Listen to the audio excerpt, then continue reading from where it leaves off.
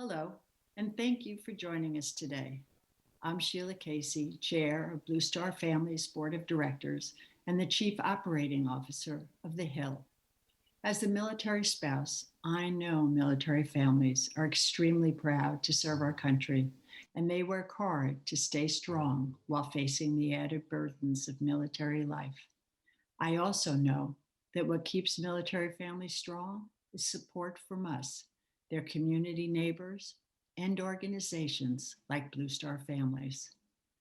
To bridge the gap between military families and civilian communities, our heroes and their families turn to Blue Star Families to be the liaison, advocate, and catalyst. Blue Star Families does this by partnering with civilian neighbors, both individuals and organizations, to create stronger communities of support for military families. As we enter these final days of March, it is hard to believe that our entire way of life has been upended over the past year. We are starting to see the light at the end of the tunnel, but we are only beginning to understand the effects of COVID-19 pandemic on our country and our military families. Because of Blue Star Family's annual Military Family Lifestyle Survey, we not only have great insight on the issues facing our military families, we also have a unique view on just how difficult COVID-19 has been for them. This year, we will focus on 4 important topics. 1, the impossible choice, housing, schools, and financial stability. 2, impact on women, female service members, and military spouses. 3, the lived experience of diverse families and implications for command. And 4, military children's mental health. And of course, how the pandemic exacerbated these already tenuous situations. Mindful of Zoom fatigue, we've engineered this year's release into a series of smaller virtual events focused on different topic areas. During today's event, you will hear personal stories directly from military families and engage in a dynamic discussion focused on a topic that directly impacts our military-connected families.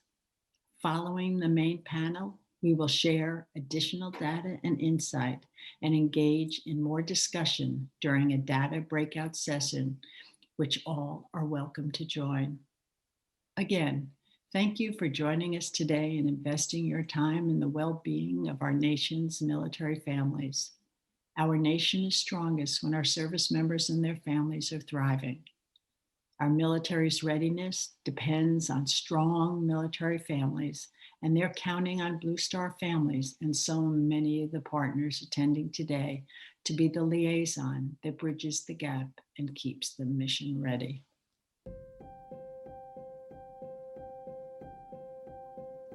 I don't come from a military family, but I did fall in love with a member of the military and married him. Shortly after I was married, within a year, I found myself pregnant and then giving birth to a child who had a life-threatening hole in her heart. As I was looking for doctors and arranging her imminent surgery, my husband was coordinating our move to Okinawa. When she was 2 months, she had open heart surgery in Boston. By the time she was 3 months, my husband had already moved to Japan. So there I was, a new mother with a sick infant in a new country, leaving behind family and friends. I lost my job, my career. It was a lot. To civilians, this story may sound shocking, but to military folks, it's familiar. The fact is, all military families have stories to tell. Our stories make us stronger, resilient, but truthfully, many military spouses suffer in silence. 2020, in particular, was a challenging year. We pivoted our programming almost immediately to ensure military families had access to resources, virtual activities for their families, access to timely, useful information about COVID-19, and more. The Military Family Lifestyle Survey has been tracking issues that military families experience for over a decade now. Some of those issues come up every year. They're persistent: spouse employment, children's education, time away from family. All of those things have been intensified by COVID-19 and this global pandemic that we're in. So Blue Star Families takes those impacts that military families are experiencing and shares them with decision makers so that they can continue to best support their military families. This year's been difficult for everyone, but military families have been particularly hard hit, which is going to be demonstrated in the findings you're about to see. The pandemic has hit military families' ability to access resources, their ability to achieve financial stability, and it's caused families to make difficult choices about life-changing issues, such as whether they should live apart or how they can protect their family and educate their children in this new environment. 2020 was a very challenging year for everyone, but in particular for military families. Well, some of the things that we saw from the survey this year are service members' experiences of racial and gender discrimination during their military service. We saw spouse employment concerns intensify for families who are trying to virtual school or homeschool their children because of the shifts in children's education. And we saw tremendous shifts for military children's mental health and the impacts of COVID-19 and school closures on military children. I like to call our survey the People Survey, and this year for the first time, the people get to be part of the release of it, because due to COVID, we have this virtual event. And that means our members across the country are able to tune in, hear the results, and participate in the discussions afterwards. I think that's really exciting. Military family resilience is absolutely tied to how well military families feel connected to the communities in which they live. Our hope is that, working together, we can better design and implement effective programs, solve problems, and minimize gaps when it comes to serving the unique needs of our military families. I am grateful for each military and veteran family member who takes the survey. None of this work is possible without their voices. Their voices are what drives this change. Our families are resilient, and they're the heroes in this story. Blue Star Families is here to help, to provide solutions, support, and to welcome them through our programming.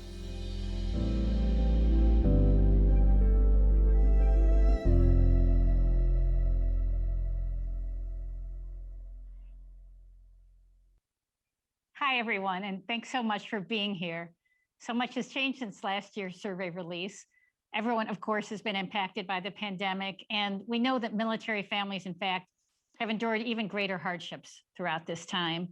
Over the next 2 days, you'll have access to survey results like we've never been able to do before, with a series of panel discussions like the one we're about to have, but then breakout sessions where you can dive deeper into the issues by directly asking questions of the members and speaking with your peers. Your participation will generate important solutions, policy recommendations, and discussions informed by data about how our military families and our service members are faring. This past year, we did the survey in the months of September and October of 2020, which gives us a window directly into the military community at the height of the pandemic. Our Blue Star Families team and our partners at IVMF worked tirelessly in recent months to bring you these results faster than ever before. We're eager to share them with you in the coming days. We couldn't do this work without our friends at the Institute for Veterans and Military Families at Syracuse University. They've been our research partners, and we also have to thank the great team at USAA who have been supporting our survey for close to a decade. Thank you for all of your support.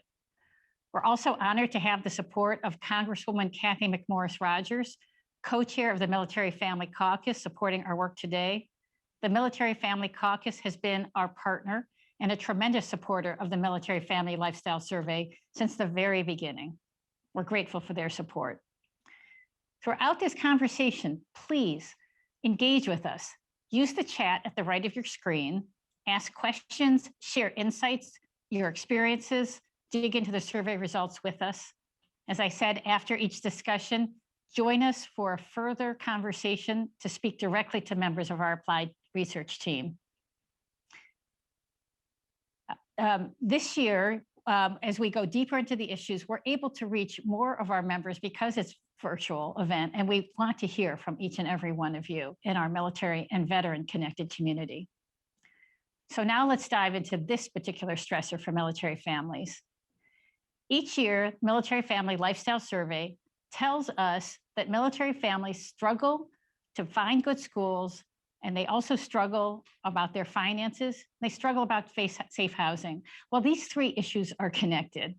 Many families choose to live apart or live far from the installation in order to find schools that support the needs of their children. They struggle to find housing that's affordable at the same place where their schools are good. It's a constant struggle. It's faced by many military families each time they undertake a PCS move. I know my own family faced it often.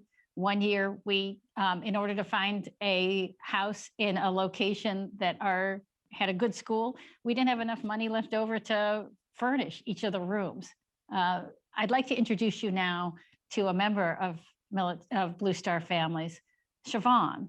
She's a Navy spouse, and her family faced a very difficult decision determining how to accommodate her children's special needs in the face of the virtual learning required during the pandemic.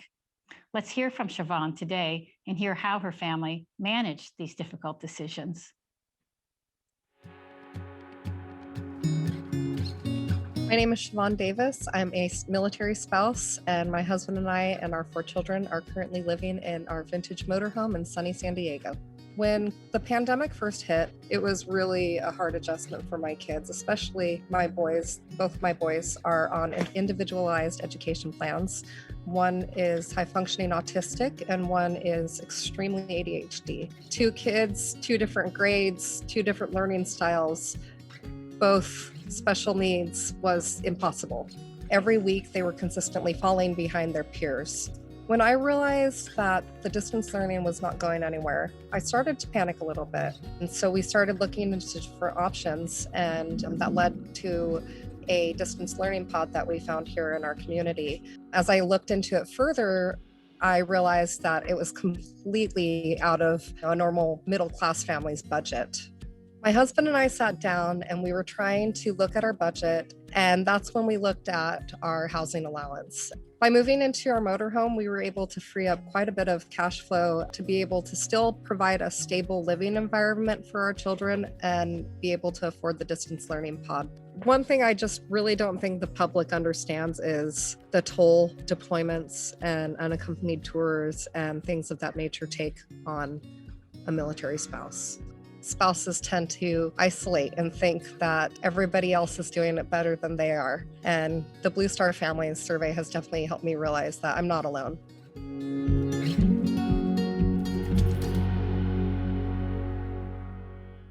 Hi, I'm John Ale, president of Hunt Military Communities. Hunt is one of the largest owners and operators of privatized military housing in the United States. We own and operate 32,000 units on 43 military installations across America, and we have a limited ownership stake in another 19,000 units in partnership with other providers. Hunt is honored to be a part of this great event focused on the release of the results of the Blue Star Families Military Family Lifestyle Survey. We're proud to serve our military families, and we take our responsibility to them and our role in the military mission very seriously. Just like Blue Star Families, Hunt is focused on outstanding service to military families. One of the tools we use to better serve our residents is Blue Star's Military Family Lifestyle Survey. Each year, this survey's insights help guide the services, outreach, amenities, and communication tools we utilize throughout our communities. We're particularly excited about this next panel, the impossible choice, housing, schools, and financial stability. Like civilian families, military families must make trade-offs to balance their family members' needs. And the frequent relocation for military families means those choices come more often. When anticipating a relocation, military families must consider many factors and balance each one. For example, which duty station would best support a spouse's career, a service member's promotion opportunities, a child's medical or mental health needs, or be close to extended family or support networks? Blue Star Families Military Family Lifestyle Survey clearly shows the most important factors influencing housing decisions are distance to base or installation, safety, schools, accommodations for pets, which we all know are just extended parts of our family, and affordability. For families with special educational needs, the decisions become even more complex. Hunt is proud to support this critical work, and we look forward to learning from the important information gathered in the annual Military Family Lifestyle Survey.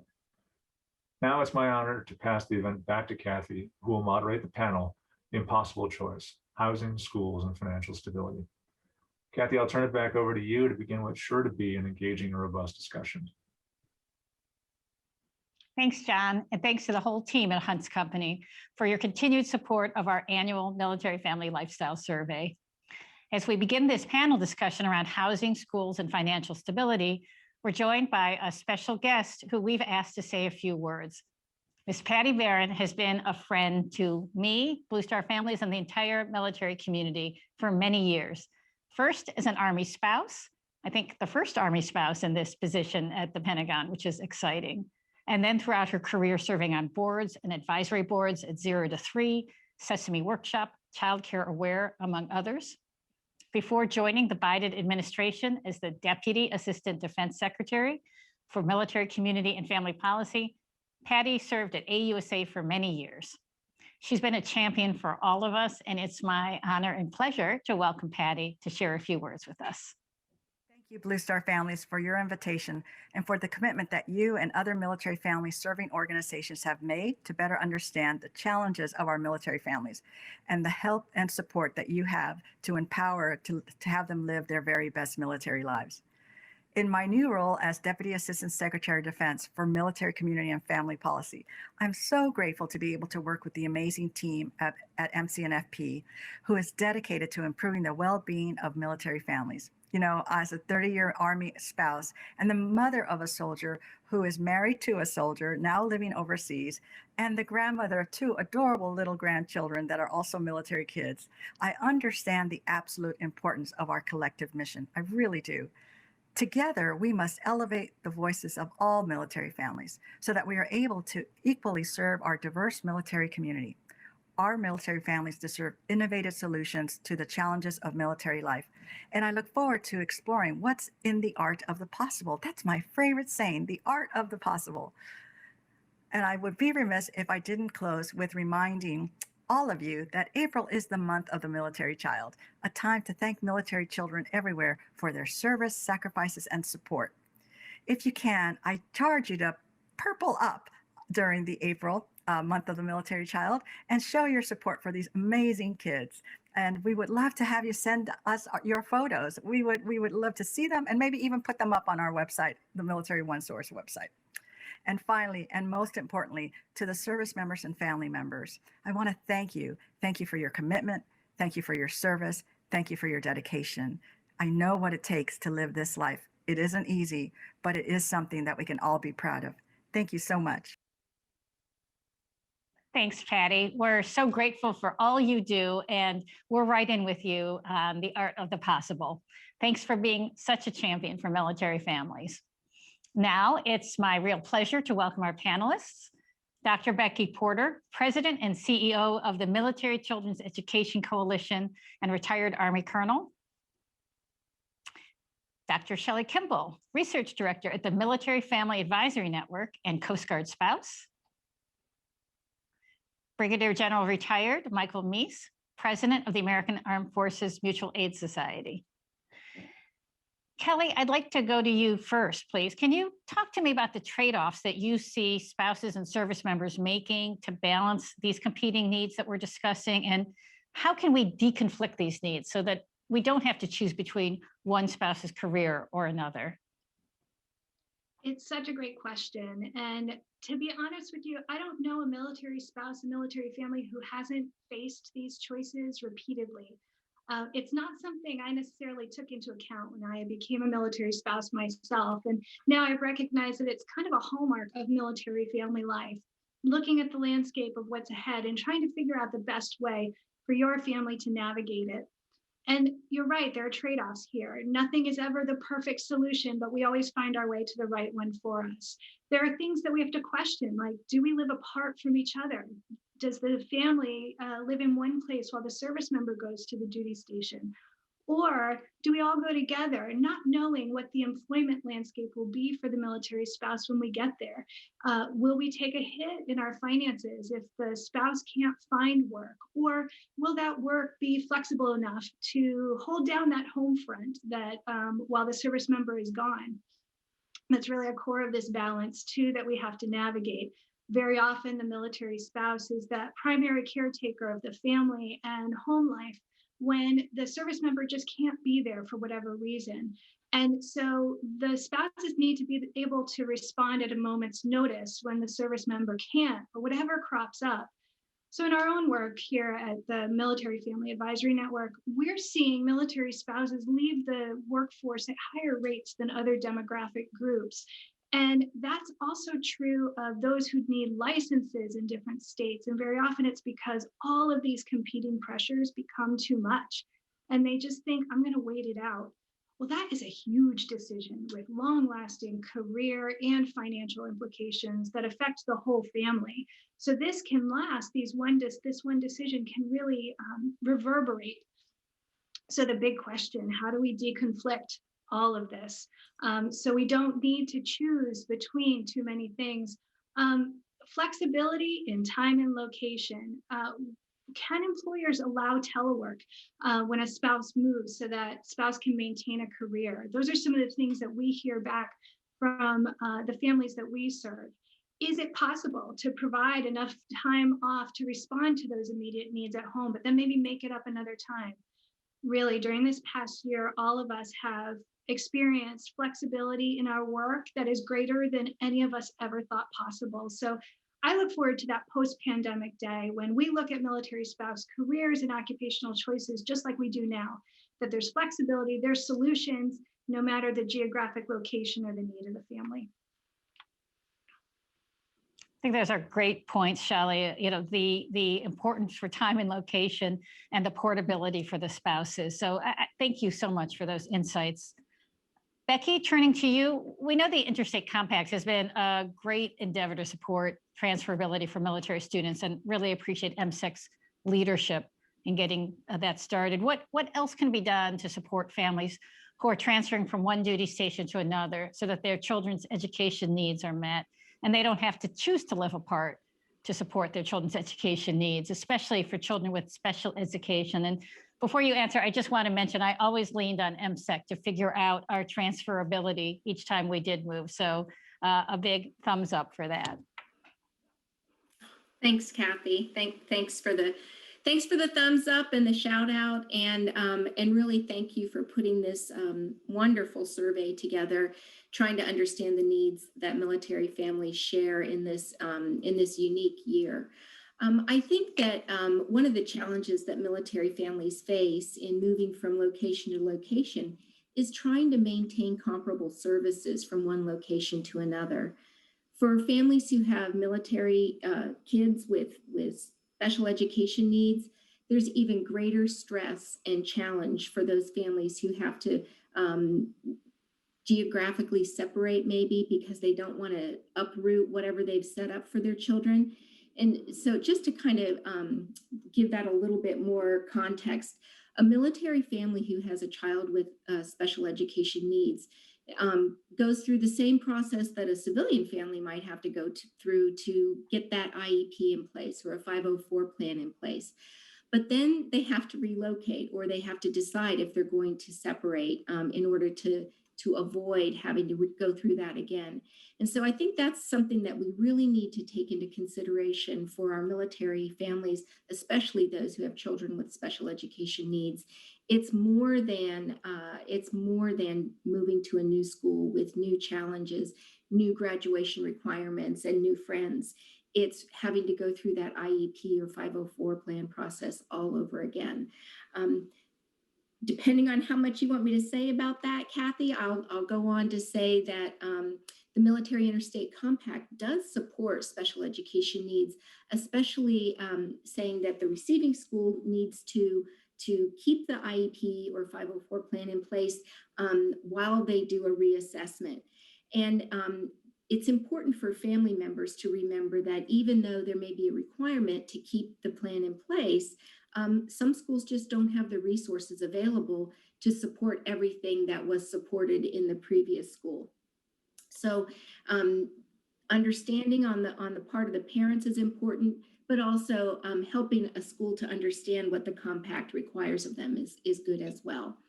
They may also find that the receiving school does perform subsequent evaluations and assessments to make sure that they're providing the student with everything that they need to.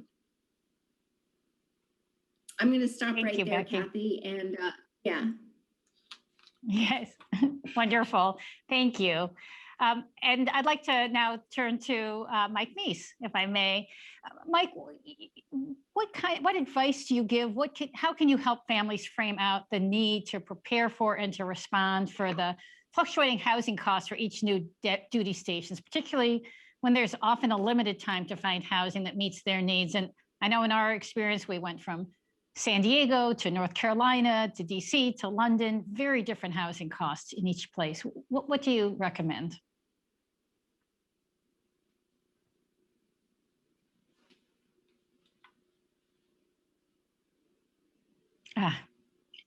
Mike, you might be muted.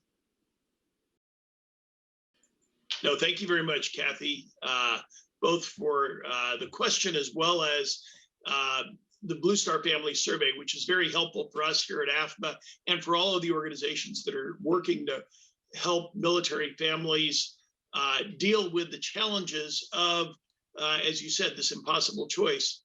For me, it's not just kind of a professional thing that I do here with AFMA, but it's also personal. My daughter is married to an infantry ranger that's right now at Fort Benning, Georgia. And this summer, they'll be moving to Fort Bragg, North Carolina with our 3 grandchildren. She's having another baby in September. And this, for our 8-year-old grandson, will be the 8th house that he's moved in. 3 of them have been government quarters like those provided by Hunt, and the others have been rentals that they've had and they hope to purchase for the first time. And so the advice in response to this is, as the Blue Star Family Survey has reflected, much of the costs for people are actually higher than their basic allowance for housing Do we have is. time for follow-up? And so consequently, military people need to take that into account when they're looking at the places for either rent or for purchase. For example, my daughter and son-in-law are looking to purchase a place, and the mortgage that they were able to get is actually much higher than their BAH.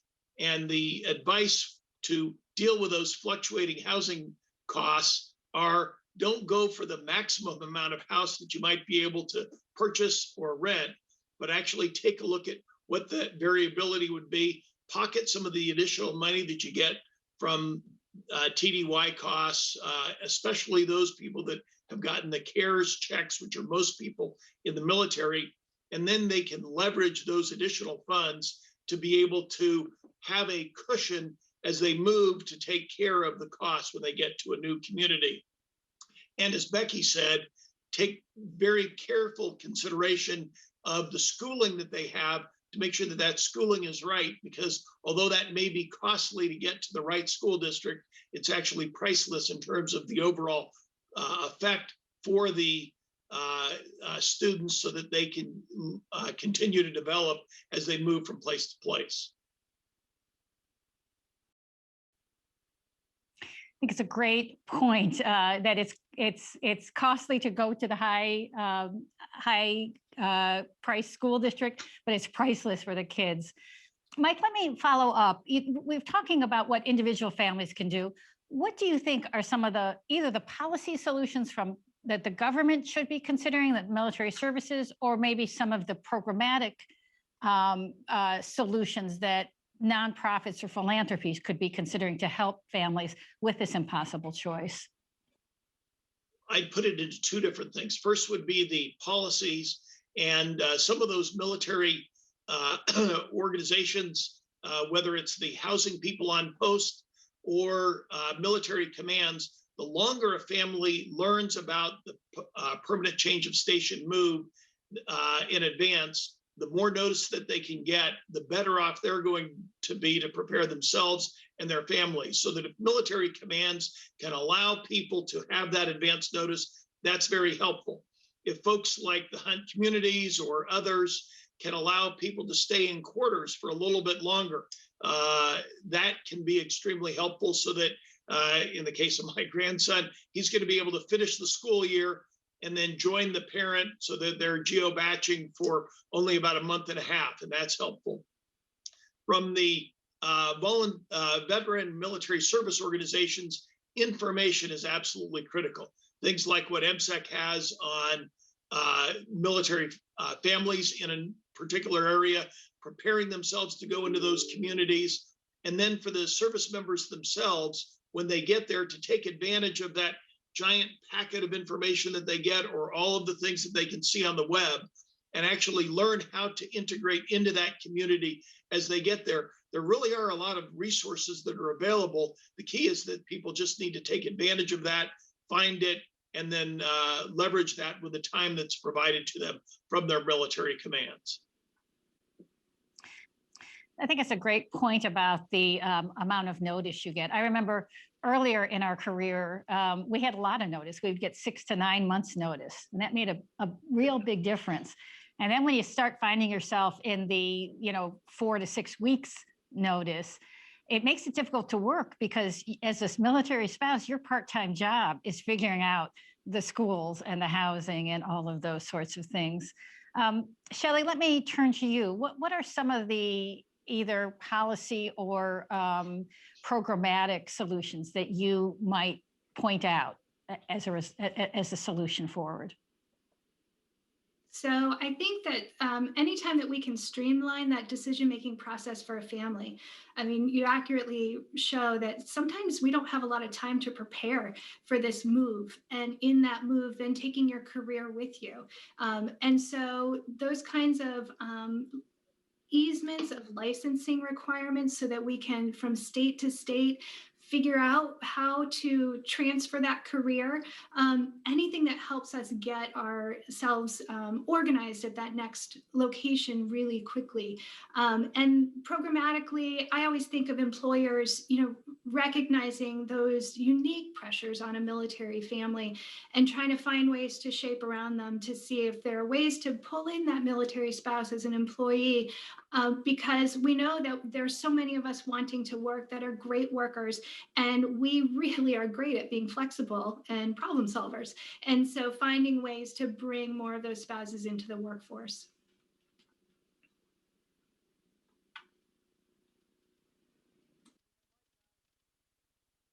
Panel discussion last year when the COVID-19 started, and we really dug into special education and military children. And we talked about the transferability of IEPs and what a painful situation that is for military families. I wonder if you want to say a little bit more about that, or any other topic you might want to reflect on.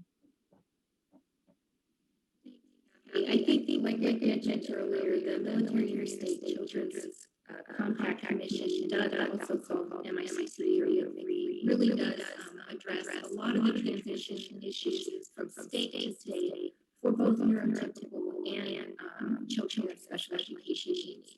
And so I think that is one resource that I refer parents to. I think that also, if parents can look for schools that have advanced enrollment or early registration, that helps both the kids who are neurotypical as well as those who have special education needs. And I think the other thing that I think is really important is to for parents to remember that different schools have different resources and ability to support a child. And when you're looking for a fair, so everyone's hearing the. For faith, it's important to remember that this is really kind of distance dependent in some cases, and that's really a challenge that we face. Becky, I'm going to have to interrupt you. I think we're having a problem with your audio, so we're not able to hear it. It's garbled, so I'm sorry about that. Okay, I'm going to move back to Mike, and then if we think we have it fixed, we'll come back to you. You let me know, okay?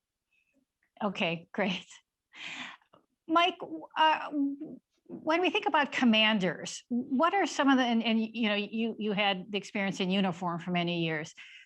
What can commanders do, recognizing that the readiness and retention of their forces may be affected from this issues? What do you recommend commanders consider? The first part we've And already, I mentioned it is having the additional word out there so that individuals have advance notice as much as possible. The second is to recognize, one of the huge advantages of the military is that you have 30 days of leave. And very frequently, commanders will tend to not take advantage of that. In other words, if you're moving from Fort Benning to Fort Bragg, the new commander at Fort Bragg is going to insist that you get there as quickly as possible, instead of saying, let's make this PCS actually let you take 20 or 30 days of leave and be able to actually take advantage of that so that this experience becomes a fun one. One of the things the Blue Star Family Survey indicated is that well over 30% of people in the military found that PCS moves were one of the most stressful aspects of being in the military. Commanders ought to take it, recognize that, learning that from the Blue Star Family Survey, and say, okay, how can I make this a less stressful period so that either you have more time, you're able to enjoy the move from place to place. When I did that, one of the more than a dozen PCSs in my 32-year career, we tried to stop at national parks and doing those kinds of things.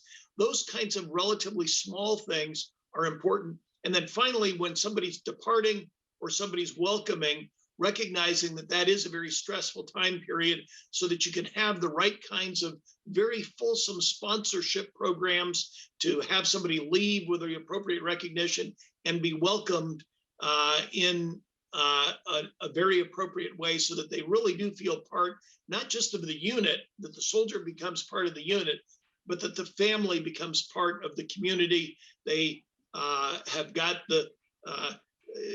they meet with another family that also has an 8-year-old that also does Taekwondo and finds out where to go to the Taekwondo person in town or those kinds of things. That's the kind of way that it leverages the military community to make it even more valuable for everyone. Yeah, those are great comments, Mike. And actually, this need to welcome is what's behind a major initiative that Blue Star Families has been launching, to have a welcome week at the end of September, where we invite communities to welcome their military families at the end of that PCS season. And that's, I think, an example of how a nonprofit takes these results and does something with them. Also around the PCS time, what a great point. And I know for Blue Star Families, we give our staff, 90% of our staff, our military spouses, we give anyone 2 weeks off for a PCS move.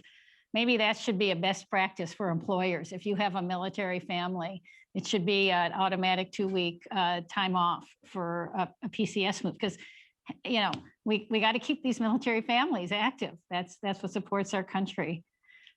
Becky, do we have your audio back? How do I sound now? Excellent. Good. Wonderful. Could I ask you to recap what you said before? Because I thought it was just me not being able to hear you, but I think it was everyone. So let me invite you to speak. Well, you know what they say, it's not you, it's me. So what I was saying, Kathy, is that the Military Interstate Compact for Children Commission, also called MIC3 or MIC3, is a great resource for parents of children who are neurotypical or children who have special education needs. And the MIC3 really does a great job of providing parents and schools with guidelines about how military parents can transition their students from one state to another. They're considering looking at intrastate transfers, but right now they're only looking at interstate transfers. I think the other thing that that parents can do for their children in moving from school to school is look to see which schools offer early registration. And that way you can start the process of getting on any wait lists that you need to get on, or finding out what they might need for transcripts and things like that ahead of time. The other thing that I'm really encouraged about is that the Department of Defense State Liaison Office is working with states to make transition issues easier for families, to include things like a temporary waiver for residence requirements when you're registering in a new school.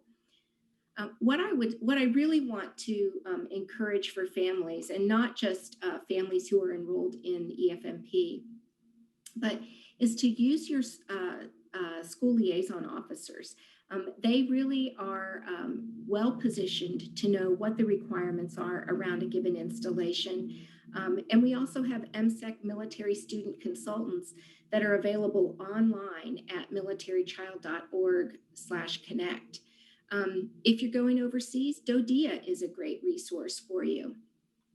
And then finally, I would encourage parents to check out something called Msec School Quest, which you can find on our website. And it is a database that, that pulls together sites like great schools. It pulls together different graduation requirements and testing deadlines, and is a really good place for military parents to kind of check out what they might need for their student at the next location. That's great. Thank you, Becky. We have time for one last question. Shelley, I'd like to come back to you. As we saw in some of our overall survey results, this has been a devastating period for military spouse employment. We already had 24% unemployment before the pandemic. Of the spouses who were working, 42% became unemployed. 42% of the working spouses became unemployed this past year. 47% reduced their hours. So almost every single solitary, and now you've got that loss of family income and you've got a PCS move. We're hoping to go into a recovery. How should families be thinking about this period, and how can we as a larger support community maybe try to help people with this very difficult situation? This, the panel question, the beginning question that we started with, this impossible choice, I have, given it so much thought, and I feel like now is the most difficult time in generations to have tried to work through all of these pieces and parts. I think that military families as a whole are incredibly connected to each other and resourceful. And so finding those solutions, we think of them at MFAN as like the life hacks. What is it that we're using to get through this time? Whether it's trying to figure out child care as a group that's healthy during the pandemic, or recognizing where are the schools that you'll go to in the next PCS. For example, at MFAN we have MillMap, which is a user-generated map where all of us can put in all these great resources that we're looking for. But also these organizations of everyone here on this panel provides just an essential part of the puzzle as families are PCSing and trying to make these decisions together. And so lean on us, lean on all of these great organizations that are just waiting here to help military families. We've lived it. We've seen all of these iterations, and I think that all of us here, Blue Star families, MSEC, AMFA, that all of us are here really to help our families get through this time as healthily and happily as possible. That's awesome. Well, thank you, Shelley and Becky and Mike, so much for sharing your time and your insight with us. Knowledge is power. That's what's information is power, and that's what the survey and that's what your comments provide. And I hope that makes all of us as a community more powerful. We're going to keep developing policies, encouraging advocacy that's meaningful and helpful to military families as they navigate the sensitive issues of housing, schools, and finances. We look forward to working with you going forward to continuing supporting our military family community and our veteran community. Before we close out this topic, I'd like to welcome Senator Tom Tillis to say a few words. Senator Tillis is the former chairman and current ranking member of the Senate Armed Services Subcommittee on Personnel. That's a very important subcommittee for us. In this position, he's helped to oversee the introduction of legislation supporting our military and veteran communities, and he's been a very strong supporter of these communities in his home state. Welcome, Senator. Hi, I'm Tom Tillis, Senator from the great state of North Carolina. It's an honor to join Blue Star families as you release your findings from your annual Military Family Lifestyle Survey. This survey is critical to the success of military families because it helps inform me and my colleagues on how to best support military and veterans families.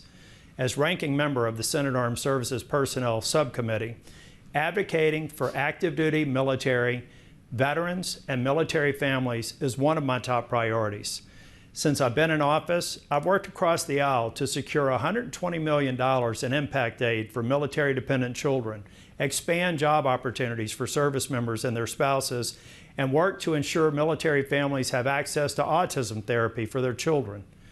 Having data from the survey is invaluable, and I want to thank Blue Star families for the incredible work you're doing. Thank you so much for your service, and God bless. Thank you, Senator Tillis. You've been a fantastic friend to Blue Star families and to all veteran and military families. We look forward to working with you and our other government leaders on behalf of the military-connected community. Thank you to all of our panelists for joining us today, and thank you to all of you for attending and engaging with us. We hope you'll continue the conversation with us online. Use the hashtag BSF survey, and please join us for the breakout session immediately following this panel discussion to learn and share more about the latest survey results. And before I turn things over to our board member, CNN anchor, and dedicated military spouse, Brianna Keeler, I'd also like to take a moment to recognize our survey sponsors. Without their support, none of this would be possible. The demand for our work has never been greater, so thank you for supporting military families and the military-connected community. Finally, please take a few moments to fill out the post-event survey. Your feedback is very important to us, and it helps us do a better job next time. And now the woman I've been channeling or doing my best to channel all day, Brianna, I'll turn it over to you. Thank you, everyone. Hello, I'm Brianna Keeler, CNN anchor and author of the column Homefront, and I am also honored to be a Blue Star Families board member. As a military spouse, I understand the stress that comes with the unpredictability and continual uncertainties that are a part of the military lifestyle. Blue Star Families is putting in the work to research the top concerns of our military families, like the impossible choices that they face related to housing, schools, and financial stability, all through the annual Military Family Lifestyle Survey. This is important work, and it is affecting policy as well as influencing decisions made at the top levels of the military. After looking at this issue over the past hour, I invite you to join Tina Atherall, CEO of Psych Armor, and speak with our research team directly in a data deep dive breakout session. During this next hour, the Blue Star Families Applied Research Team will be at your fingertips like never before. So dig into this data with the people who know it best, where you will be able to ask your questions. To join our breakout session, just click on the link in the chat to the right or at the bottom of this page. Thank you for joining us today. Your participation is helping Blue Star families move the needle and generate progress within the military community.